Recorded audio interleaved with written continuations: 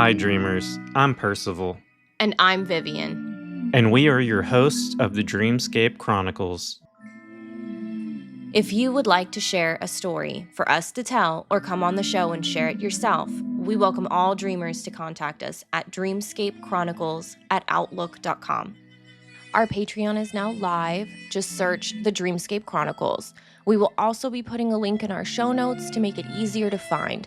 It's only $1 for Discord access, so you can join our growing community by chatting about the show, voting on polls, and sharing stories with others like yourself. At a higher tier, you will have access to our personal stories and more of our special episodes. But if you are looking for more content like that, Patreon is where you will find them. Now back to our regularly scheduled broadcast.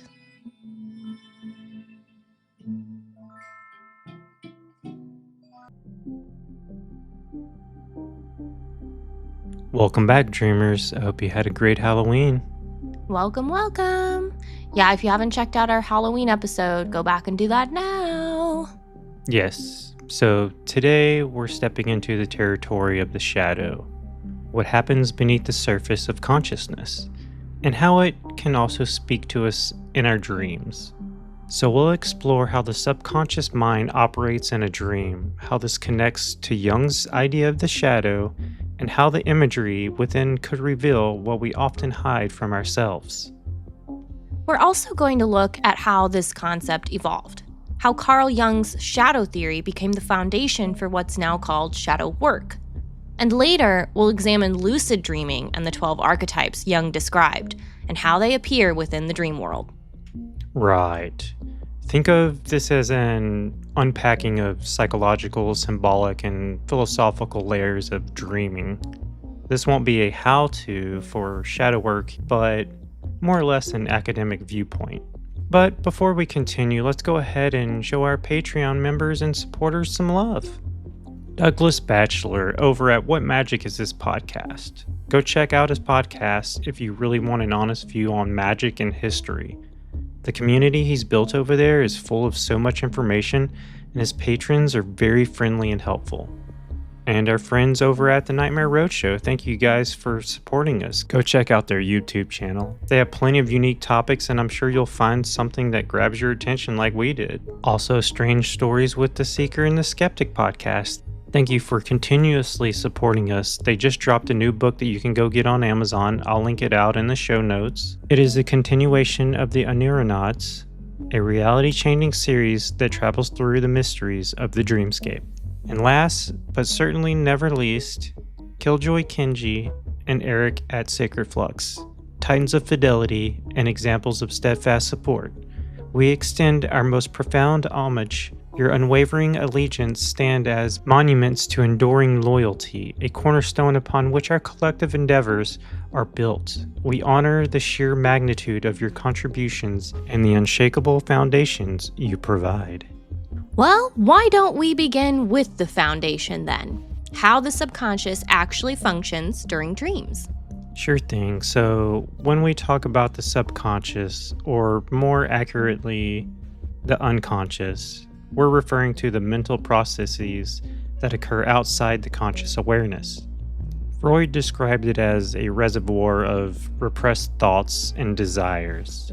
Jung expanded that idea, seeing it not just as a storehouse of personal memories, but as a dynamic realm containing shared universal patterns of thought, what he called the collective unconscious. During waking life, our conscious mind filters experience.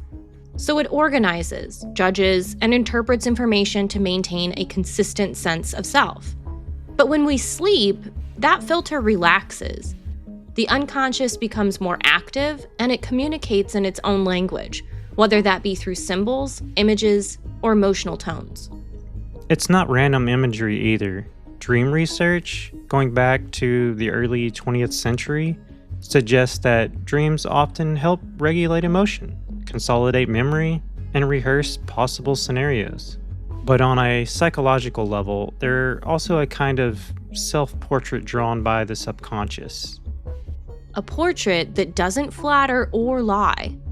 When our conscious defense is lower, material we've avoided, fear, guilt, shame, even positive impulses we've suppressed, can surface in dream form. That's why many dreams feel unsettling. They're not meant to entertain. They're attempts to get your mind to pay attention and integrate these issues. Integration, meaning bringing the unconscious material into awareness, so the personality becomes more whole. This is central to Jung's approach. He saw dreams as natural expressions of the psyche striving towards balance. If we ignore one side of ourselves, say our aggression or vulnerability, the unconscious compensates by presenting it symbolically. That compensation principle explains why dreams are often oppositional to our conscious stance. If someone sees themselves as endlessly kind and patient, they may dream of anger or violence.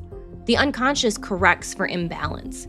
It shows what the conscious self has excluded. It's a bit like an internal conversation, though not always a polite one. The dream doesn't argue, it dramatizes. Instead of saying, "You're repressing anger," it might show you fighting a stranger in a hallway. The imagery is metaphorical, but the emotion is direct. Modern neuroscience complements this view, even if it doesn't use the same language. Studies of REM sleep suggest the brain is especially active in emotional centers like the amygdala, while the prefrontal cortex, the seat of rational control, is less active. That aligns with Jung's idea that dreams bypass rational censorship. So when we dream, the mind stages symbolic narratives drawn from memory, emotion, and instinct. But those narratives are shaped by deeper structures, archetypes. They're not just personal stories, they echo universal human patterns. Before we reach archetypes, it's important to emphasize that the unconscious isn't malicious. It's often misunderstood as a dark or dangerous force, but it's simply the unacknowledged side of the psyche. Its goal isn't sabotage, it's expression. Dreams are one of its safest outlets.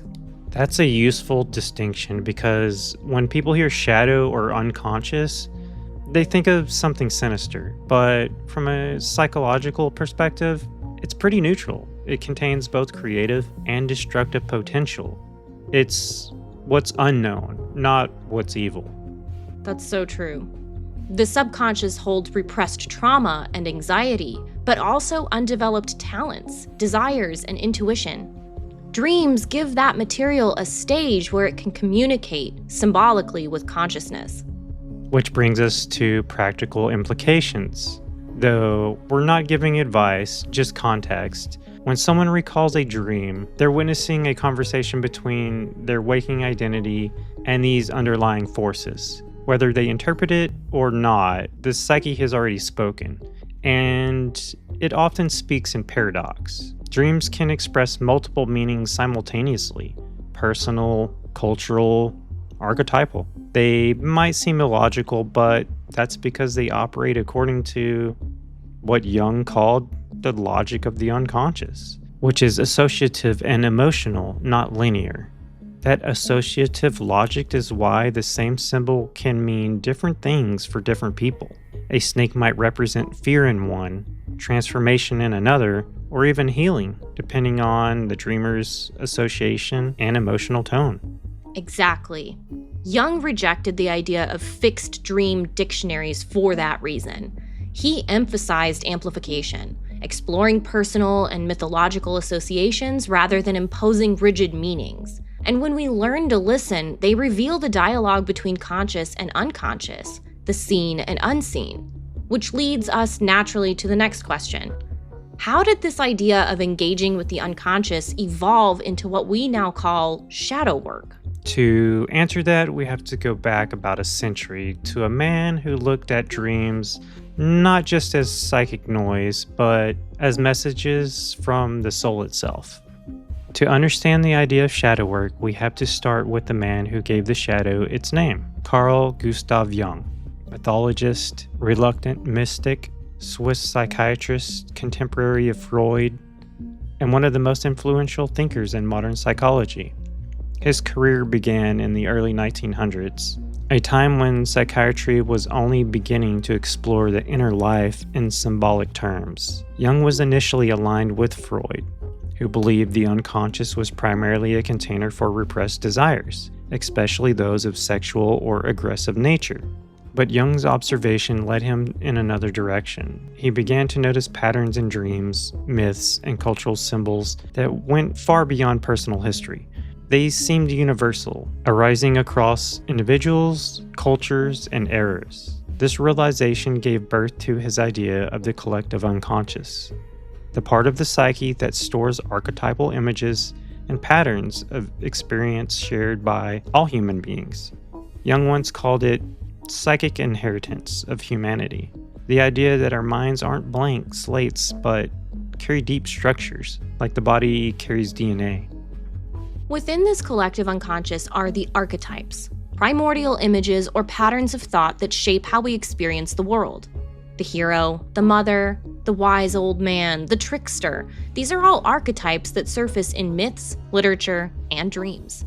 But among these figures is one that most people avoid confronting: the shadow. The shadow represents the aspects of ourselves that the conscious ego rejects.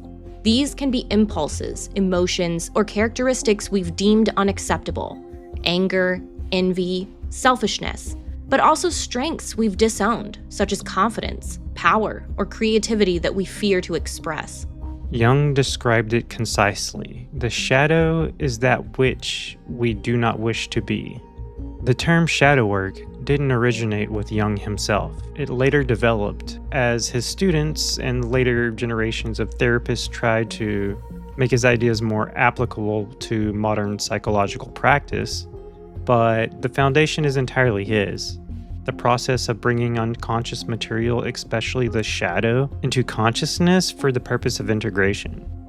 To Jung, integration was not about perfection or purity, it was about wholeness. He believed the psyche naturally strives towards what he called individuation, the process of becoming an integrated, authentic self that embraces both the light and dark within. This is not a moral process, it's a psychological one. The goal isn't to become good, but to become whole. And for Jung, dreams were the primary way this hidden material came to surface. He saw them as direct communications with the unconscious, a nightly report on the state of the psyche. In Jung's analytical sessions, dreams often served as a starting point for dialogue with the unconscious. He didn't interpret them with fixed symbols or universal meanings. Instead, he used what he called amplification, a process of exploring personal associations and mythological parallels until the deeper psychological significance emerged. For example, if a patient dreamt of descending into a cave, Jung might relate it to mythic motifs: the underworld, the hero's descent, the encounter with the shadow self, without dictating a single meaning. The goal wasn't explanation, but conversation between the conscious and the unconscious. Shadow work as we know it today evolved from these principles. Modern psychology interprets it less mystically, but the essence remains: to recognize and integrate the parts of ourselves we've rejected or denied. When the shadow is ignored, it doesn't disappear. It operates unconsciously, shaping our behavior through projection. We attribute to others the qualities we cannot face in ourselves. Jung warned that everyone carries a shadow and that the less it is embodied in the individual's conscious life, the blacker and denser it is. That's where much of our social conflict comes from: projections colliding. What we can't accept in ourselves, we tend to condemn in others. Jung often said that confronting the shadow is the most difficult but necessary step in psychological growth. It requires humility and self-observation, the willingness to see ourselves clearly without judgment, but with honesty. In traditional alchemy, in the great work or the magnum opus, the first stage, called the negredo or the blackening, is the phase of transformation where raw material must decay before it can be purified. Jung saw this as an apt metaphor for shadow work. Before enlightenment, one must face darkness. The psyche's transformation begins not with light, but in the acceptance of what is hidden. For those listening, consider for a moment how the concept of the shadow shows up in culture. In literature, the double or doppelganger often represents it: Dr. Jekyll and Mr. Hyde, Dorian Gray's portrait, the monster in Frankenstein. Each story externalizes what the individual refuses to integrate internally. When the shadow is denied, it tends to erupt dramatically through projection, obsession, or breakdown. And Jung's approach, though rooted in science, leaned toward the symbolic and spiritual. He didn't separate psychology from the myth or the esoteric. His studies of alchemy, astrology, and comparative religion weren't outlandish. They were part of his attempt to map the unconscious through the history of humanity. That's also an important point. Jung didn't see these traditions as literal magic, but as psychological language, symbolic systems humans created to describe inner processes. The transformation of base metal into gold mirrored the transformation of the psyche from fragmentation to wholeness. So when we talk about shadow work, we're really talking about a modern expression of an ancient process, the inner alchemy of integration. Dreams, in this context, are the laboratory where this work begins. They reveal what consciousness refuses to see. And that brings us back to the dream itself, our nightly dialogue with the unconscious. Precisely. The dream becomes a stage where the shadow performs, sometimes subtly, sometimes in full costume. To understand how dreams relate to shadow work, we have to look at the specific way the unconscious communicates through them. That's where we're heading next, how the symbols and narratives of our dreams provide the material for understanding and integrating the shadow. We've established that dreams serve as a dialogue between consciousness and the unconscious, and that the shadow is one of the most significant voices in that dialogue. Now we move to the heart of our theme, how dreams connect to the process we call shadow work. For Jung, dreams were not always random. They were a form of spontaneous self-communication. He believed that the unconscious expresses itself symbolically because that's the only language it can use. Unlike waking thought, which relies on logic and words, the unconscious relies on image, feeling, and association. When the conscious mind sleeps, the barrier between it and the unconscious softens. This allows repressed and neglected material to rise into symbolic awareness. The dream becomes a meeting point, an interface where the known and the unknown aspects of the psyche converse. In shadow work, this conversation is essential. Dreams reveal what the conscious personality has denied or avoided. They often highlight emotional patterns that have been repressed because they conflict with the image we hold of ourselves. For example, someone who prides themselves on calmness might dream of uncontrollable rage. Another person who avoids conflict might dream of violent confrontations or catastrophic scenarios. These images are not random punishments, they are expressions of the psyche's need for balance. The shadow compensates for what consciousness excludes. Dreams often expose those imbalances through contrast. If you live entirely in restraint, the unconscious will dramatize chaos. If you live in control, it will stage the loss of control. And that's what makes dream analysis in Jungian psychology different from mere interpretation. It isn't about deciphering symbols in the mechanical way, it's about observing what the dream compensates for. What does it show that the consciousness ignores? This restorative function is one of Jung's most important ideas. It suggests that the psyche seeks equilibrium, much like the body. Dreams are a part of that self-regulating process. They express in symbolic form what is necessary for psychological growth. The imagery of dreams often draws on mythological and archetypal material. A shadow figure might appear as a pursuer, a dark twin, a stranger, or even an animal. These figures personify the disowned parts of the self. If you are being chased, ask not, "What does this mean?" but "What am I running from?"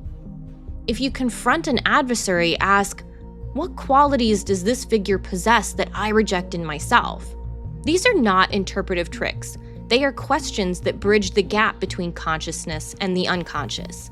In this way, dreams create the groundwork for shadow work by externalizing what we repress so that we can engage with it symbolically. It's striking how universal those motifs are. The chase, the fall, the double, the descent underground. Jung would say that dreams speak the same symbolic language found in mythology. The hero descending into the underworld is an ancient metaphor for confronting the unconscious. When that happens in dreams, falling into darkness, entering caves, wandering through unfamiliar corridors, it often reflects the same psychological movement, a descent into the shadow. But shadow elements don't always appear as darkness or threat. They can take attractive or even humorous forms. Sometimes the shadow is charming, seductive, or talented. Qualities that the dreamer unconsciously disowns because they conflict with their self-image. For example, someone who identifies as humble might dream of a powerful figure full of grandeur. In such cases, the shadow represents not moral corruption, but repressed potential. The unconscious doesn't categorize traits as good or bad. It seeks wholeness. When we treat our dreams as messages from the unconscious, we begin to perceive the psyche as self-organizing and purposeful. Each dream, no matter how absurd, reflects a process of inner dialogue. Ignoring that dialogue allows the shadow to remain unconscious. Listening to it initiates integration. That integration, recognizing, not necessarily acting on, the shadow, is the foundation of emotional maturity. Without that, we tend to project those disowned qualities onto others. Projection is indeed the shadow's favorite disguise. When we're unaware of a quality in ourselves, we often perceive it vividly in other people. Dreams can reveal those projections by dramatizing encounters with figures who mirror our own hidden traits. Imagine a dream where you're arguing with someone irrational. Before deciding the dream is about that person, it's worth asking whether the irrationality belongs to part of you that the conscious ego refuses to recognize. Dreams strip away social niceties. They present these qualities plainly, sometimes exaggerated, sometimes grotesque, so that we can't ignore them. For Jung, the ultimate aim of shadow integration was individuation. Dreams, therefore, are not distractions from that process. They are the medium through which it unfolds. They offer a spontaneous commentary on the psyche's current state of balance or imbalance. And this is where shadow work truly begins. Not in deliberate exercises, but in noticing what the unconscious reveals on its own terms. To engage with a dream is to acknowledge that the psyche has its own intelligence, one that communicates in image and feeling rather than logic. So shadow work isn't just introspection, it's dialogue, and dreams are the language of that dialogue. When the shadow appears in dreams, it doesn't demand to be eradicated. It seeks to be recognized. The task is not to destroy what we see, but to understand its purpose, to see how it balances or complements the conscious attitude. The connection between dreams and shadow work reveals an important paradox. The psyche heals itself, not by denying darkness, but by integrating it. That integration often begins with a single image, a figure, a landscape, or an event that stays with us after waking. If we can hold that image without fear or immediate interpretation, we allow the conversation with the unseen to continue. Which brings us to the next step. How those dream images are actually used in analytical practice and psychological exploration. Let's look at how dreams become material for shadow work in a more structured sense. How therapists and analysts interpret and engage with them, and what those processes reveal about the unconscious mind. So now that we've traced how dreams connect to shadow work, let's look at how those dreams are used, how they become instruments of psychological understanding rather than passing curiosities. Jung once said that dreams are the royal road to the unconscious. It was his subtle rephrasing of Freud's earlier statement, but with a crucial difference. For Jung, the dream was not a distortion or disguise of hidden wishes. It was a natural expression of the psyche's condition, honest and direct in its symbolism. So when we speak of using dreams in shadow work, what we're really describing is the act of listening to what the unconscious is already saying, but in its own native language. In a way, Jung treated dreams almost as case reports from the unconscious. He believed that every dream, even the absurd or fragmented ones, had a purpose in restoring psychic balance. When a patient brought a dream to Jung, he didn't interpret it with a universal dictionary of symbols. There was no, if you dream of water, it always means this emotion kind of rule. Instead, he treated the dream as an individual event, a message that had meaning only in relation to the dreamer's personal life and emotional context. He'd ask, "What associations do you have with this symbol? What does this image remind you of?"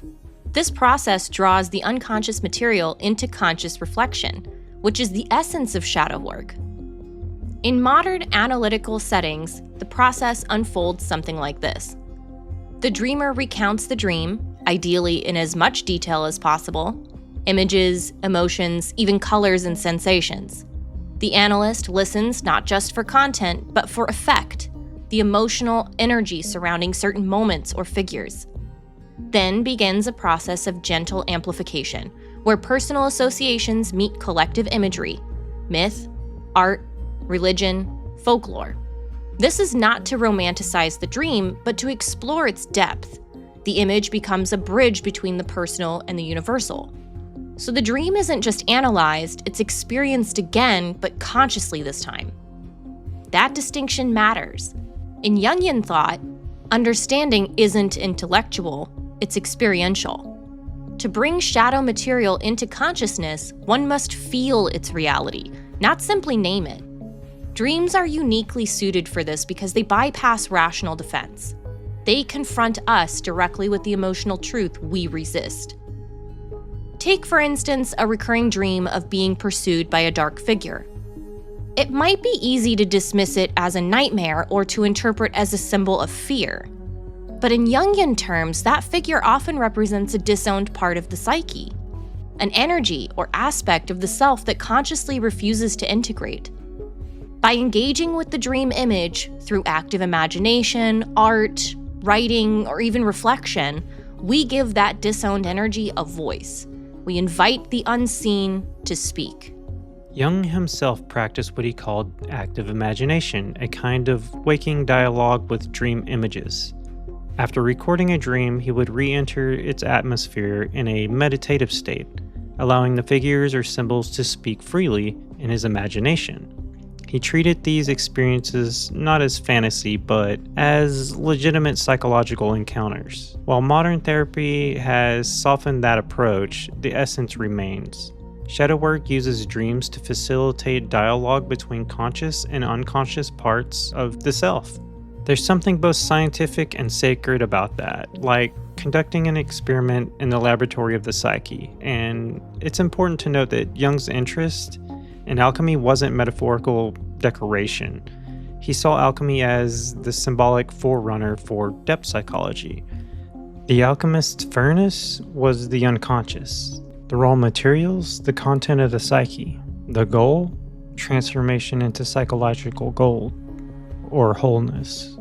Dreams are the alchemical vessels. They contain the psychic material that must be heated, confronted, experienced, integrated.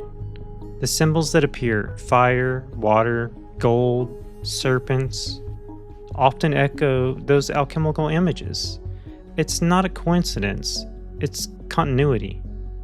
When modern therapists use dreams for shadow work, they're often continuing the same process, inviting patients to face psychic matter that resist refinement. Dreams also serve a crucial ethical purpose in shadow work. They restore moral balance.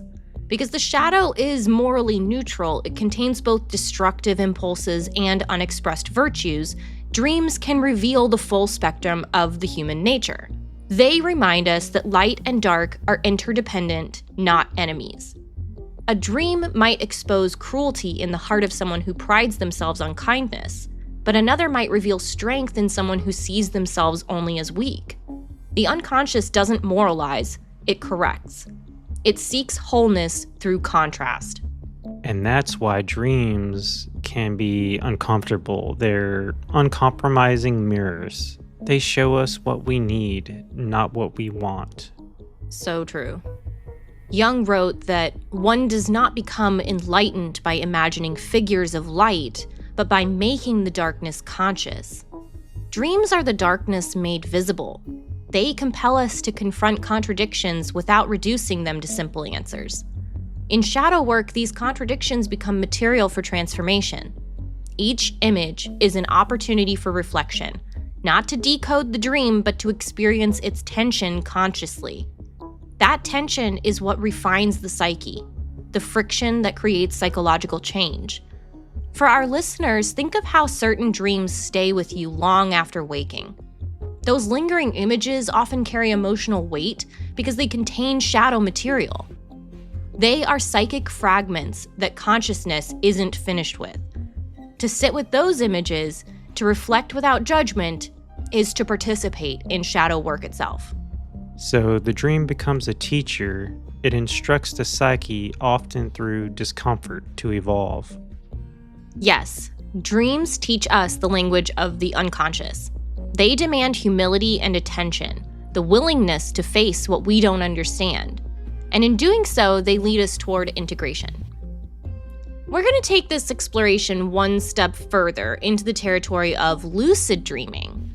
We'll examine what happens when awareness enters the dream itself and how that rare moment of consciousness within the unconscious affects shadow integration. Lucid dreaming has long been regarded as one of the most fascinating frontiers of the mind, a space where awareness and dream merge, where the observer becomes both author and audience. But when we enter that landscape with the concept of shadow work in mind, the question becomes less about control and more about encounter. What happens when consciousness steps into the realm of the unconscious and finds itself face to face with its own shadow? The popular view of lucid dreaming tends to focus on mastery, flying, shape-shifting, rewriting the dream at will. But in Jungian terms, the danger of that mindset is that the ego sneaks back in through the back door. Control replaces curiosity. The dream becomes colonized by consciousness rather than explored. And Jung, though he never used the phrase lucid dreaming explicitly, understood the principle well enough. He warned that the ego's interference in the natural process of dreaming could distort the psyche's message. To him, the dream was sacred space, an autonomous expression of the unconscious. That doesn't mean lucidity has no role to play. In fact, awareness within the dream can be transformative if it's guided not by domination but by dialogue.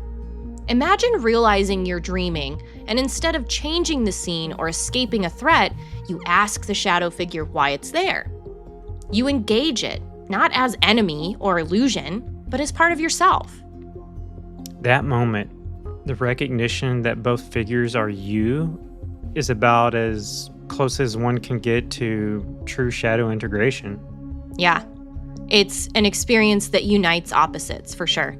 The conscious mind becomes aware within the unconscious, symbolizing the union of light and dark, awareness and instinct. In alchemical terms, it's the conjunctio oppositorum, the sacred marriage of opposites that produces transformation. Lucid dreaming offers a literal enactment of this principle. It's a rare instance where the boundaries between conscious and unconscious dissolve, allowing genuine, psychological dialogue to occur in real time. But it's worth emphasizing that lucidity is not inherently superior to ordinary dreaming. The unconscious doesn't require our awareness to do its work. Sometimes lucidity interrupts that process, as if the dream were saying, "You've seen enough, let me finish." Still, many dreamers describe lucid encounters that feel unmistakably archetypal. Some report meeting guides, inner teachers, or shadow figures that speak directly. Whether these are projections or personifications of deeper psychic forces hardly matters. The effect is often the same: insight, reconciliation, and a profound sense of inner reality. The important distinction is intention. When lucidity serves curiosity and humility, it can deepen shadow work. When it serves egoic control, it becomes spiritual materialism, the illusion of mastery over what should instead be witnessed.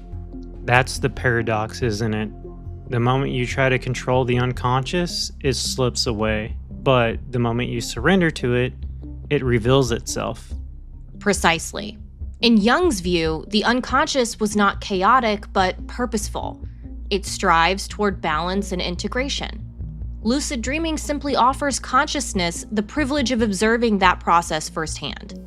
There are accounts, both from Jungian analysts and from modern dream researchers, of lucid dreamers confronting their own shadow figures. Some describe moments of reconciliation, embracing a pursuer, forgiving a terrifying figure, or allowing themselves to experience rage or grief directly without waking. These encounters often leave lasting psychological clarity, as if a piece of the self has been reclaimed. In shadow work, these experiences are valuable, not because they are controlled, but because they are felt. Lucidity allows the dreamer to remain present during moments of inner confrontation that might otherwise be too overwhelming. It doesn't eliminate fear, it allows the dreamer to remain conscious within it. So lucidity becomes a form of psychological witnessing, not command, but presence. Presence is the key word here. The same principle applies in meditation, in therapy, in ritual. Transformation doesn't come from suppression or control, but from awareness sustained in the presence of what we fear or deny. Lucid dreaming, then, is shadow work in its most vivid form, the psyche made visible, and the ego invited to listen without escaping. But there's also a cautionary element. Jung warned that direct engagement with the unconscious could be destabilizing for those unprepared for its power. He compared the unconscious to a sea, beautiful, vast, but capable of overwhelming the unanchored mind. Lucid dreamers sometimes report this, moments where the dream collapses under intensity, or where awareness becomes unbearable. The message is consistent with Jung's: the unconscious must be approached with reverence. It is not a playground, it's a mystery. There's an undeniable magic in realizing that awareness and mystery can coexist, that you can be both the dreamer and the dreamed. The paradox lies at the core of Jung's philosophy. The self is not the ego. It's a totality that includes both conscious and unconscious. When lucidity occurs, it offers a glimpse of that totality, a moment when the psyche recognizes itself in its own reflection.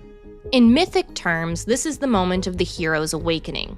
Not triumph over darkness, but understanding that darkness was never separate to begin with. The shadow becomes an ally, a guide through the labyrinth rather than the monster at its center. And in this way, lucid dreaming embodies the ultimate goal of shadow work: integration through awareness. Not conquest, not purity, but the coexistence of light and dark within a conscious whole. It's interesting that so many esoteric traditions describe a similar moment, whether it's the Buddhist concept of awareness in the bardo or the Hermetic idea of the soul seeing itself reflected in the divine mind. They all point to the same experience: consciousness encountering itself through symbol. Across spiritual traditions, the moment of awakening is not the destruction of shadow, but its recognition.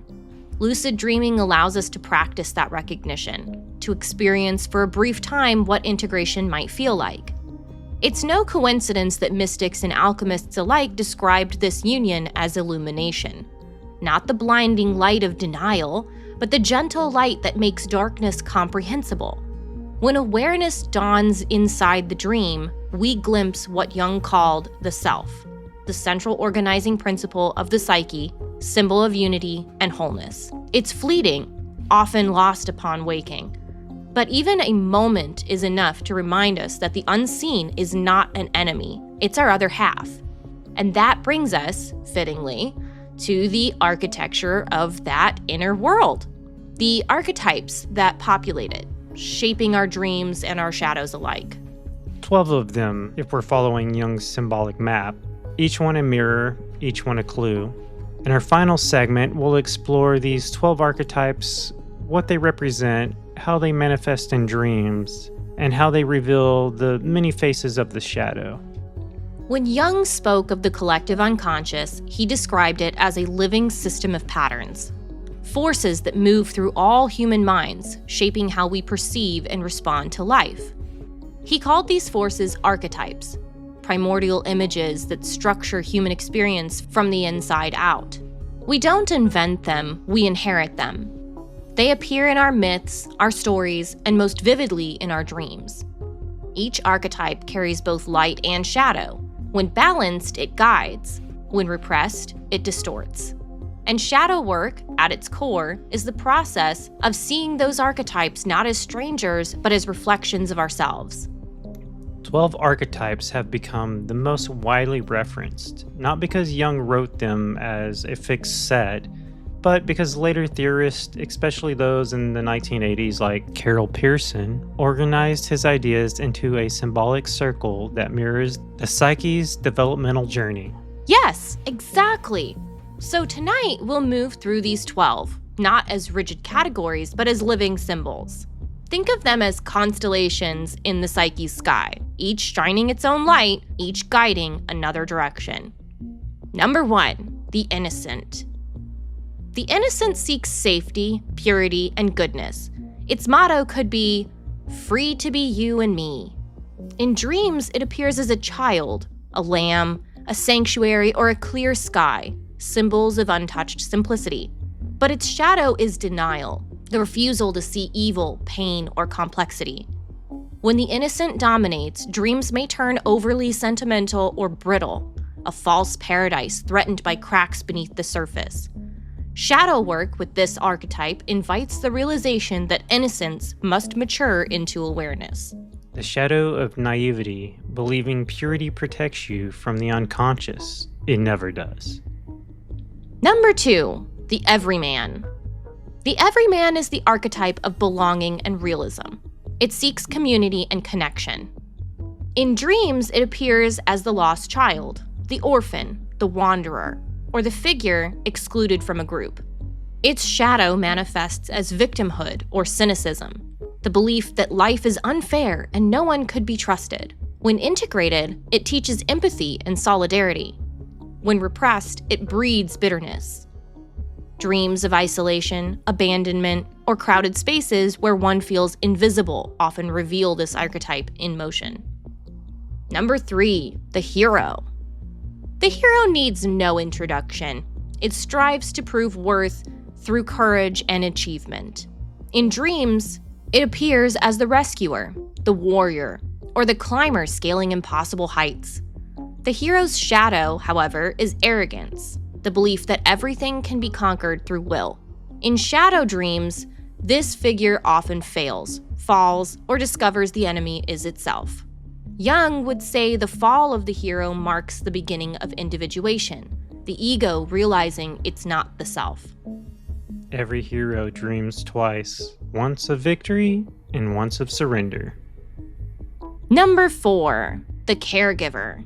The caregiver embodies compassion and service. It nurtures others and seeks to heal. In dreams, this archetype may appear as a parent, healer, or teacher, often gentle but persistent. Its shadow is martyrdom, self-sacrifice taken to the point of resentment. Dreams that involve exhaustion, endless caretaking, or being unable to help reflect its imbalance. Shadow work here involves learning that true compassion includes oneself. Number 5, the explorer. The explorer is driven by curiosity, a desire to seek, to discover, to expand. In dreams, it manifests as travel, doors, maps, forests, and thresholds. Its shadow is relentlessness, perpetual dissatisfaction, the flight from intimacy or commitment. Dreams where the traveler never arrives or where destinations dissolve reveal the explorer's shadow side. The unconscious uses such imagery to remind the dreamer that exploration without grounding becomes escape. Number 6, the outlaw. The outlaw, or the rebel, seeks change, revolution, and authenticity. In dreams, it appears as a destroyer, a fire, a breaking of rules or walls. Its shadow, however, is nihilism, destruction without renewal. Shadow dreams may show uncontrollable fires, riots, or self-sabotage.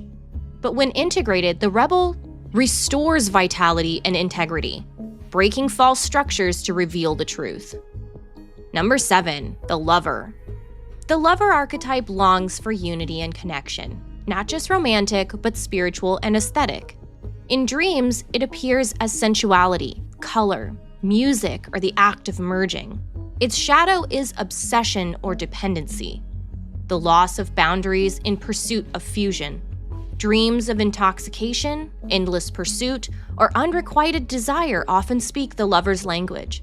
When balanced, it transforms longing into creativity, love of life itself. Number 8, the creator. The creator desires to bring new realities into being. It values imagination, beauty, and originality. In dreams, it may appear as an artist, a builder, a writer, or even a weaver. Its shadow is perfectionism and control, the fear of imperfection that stifles creation. Shadow dreams often show unfinished projects, broken tools, or collapsing structures. When integrated, the creator learns that imperfection is part of the creative act. Number 9, the jester. The jester celebrates joy, humor, and spontaneity, the sacred trickster who keeps the psyche alive. In dreams, it may appear as a clown, coyote, jester, or absurd scenario, but its shadow is cruelty, laughter at the expense of meaning or compassion. Shadow dreams can feature ridicule, humiliation, or surreal chaos. The jester reminds us that humor without heart becomes mockery, but when whole, it teaches that laughter itself is divine alchemy. Every shadow has teeth, even the ones that smile. Number 10, the sage. The sage seeks truth and understanding. It's the archetype of the philosopher, scientist, and seeker of wisdom. In dreams, it may appear as a wise elder, a book, a lantern, or a quiet voice. Its shadow is detachment, analysis that replaces feeling, intellect used as defense. Dreams that feature endless libraries, unanswered questions, or lost manuscripts reveal this imbalance. The sage's shadow forgets that knowledge without experience is hollow. When integrated, it reminds us that wisdom requires vulnerability. Number 11, the magician. The magician is the archetype of transformation, the alchemist, the bridge between seen and unseen. In dreams, it appears as a shaman, scientist, mentor, or symbol of metamorphosis. Its shadow is manipulation, the misuse of power or insight to control others. Shadow dreams may show illusions, false prophets, or unstable experiments. But in its highest form, the magician transforms through alignment, not dominance. It reminds us that real power is participation in transformation, not ownership of it. In many traditions, the magician and the shadow are siblings, both deal in hidden forces. One heals by revealing, the other wounds by concealing. Number 12, the ruler. The ruler embodies order, structure, and responsibility. It seeks stability, often symbolized by the throne, the crown, or the castle. Its shadow is tyranny, control for control's sake, fear of chaos disguised as leadership. In dreams, it may appear as authority figures, governments, or systems breaking down. The collapse of a throne room or the fall of a kingdom can symbolize the ego's loss of control, a necessary step toward individuation. When balanced, the ruler organizes inner life with integrity, not domination. Each of these 12 archetypes moves through dreams as both teacher and trickster. They are not static images, but living energies, each with a shadow that demands recognition. To engage with them through our dreams is to take part in the psyche's oldest ritual, the dialogue between light and darkness. And the shadow itself isn't one of them. It's all of them, inverted. It's the innocent's denial, the hero's hubris, the sage's detachment. The shadow is a composite of what each archetype refuses to own. To see the shadow is to see the full circle, the total map of what we could be, both luminous and flawed. Dreams are that map made visible. When we encounter these figures in sleep, the teacher, the lover, the tyrant, the fool, we're not meeting strangers. We're meeting the many faces of the self, projected onto the stage of the unconscious. And shadow work, ultimately, is the art of remembering that every mask belongs to the same actor. Jung once said, "The dream is a small hidden door in the deepest and most intimate sanctum of the soul."